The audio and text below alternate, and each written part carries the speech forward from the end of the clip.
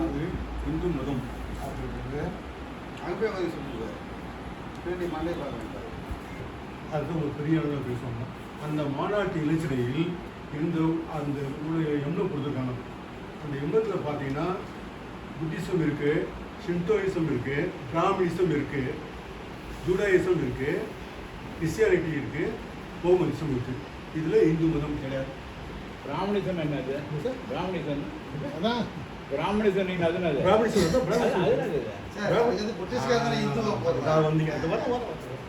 ஆக அப்போ இந்து மதம் என்பது என்னன்னு கேட்டீங்கன்னா பார்ப்பன மத சட்டங்களை இங்கிருந்த பூர்வக்குடிகள் மீது திணித்தது தான் இந்து மதம். இதுதான் தெரியும். அடுத்தது அதாவது கிரேடட் இன்இக்வாலிட்டி. இந்த கிரேடட் இன்இக்வாலிட்டி தான் அம்பேத்கர் ஐயா வந்து ரொம்ப தெளிவாக சொன்னார். ஆச்சுங்களா? அடுத்ததாக அதை முடிச்சுக்கிறேன்.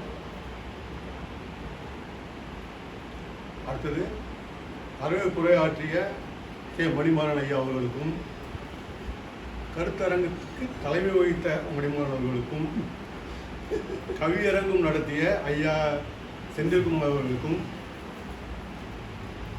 கவிதை வாசித்த தோழர்களுக்கும், பார்வையாளர் வந்து நின்று உங்களது மாலை நேரத்தை எங்களோடு பகிர்ந்து கொண்ட உங்களுக்கும், புதிய தோழர்களின் வருகைக்கும் நன்றி தெரிவித்து நன்றி வரை முடித்துக் கொள்கிறேன். நன்றி.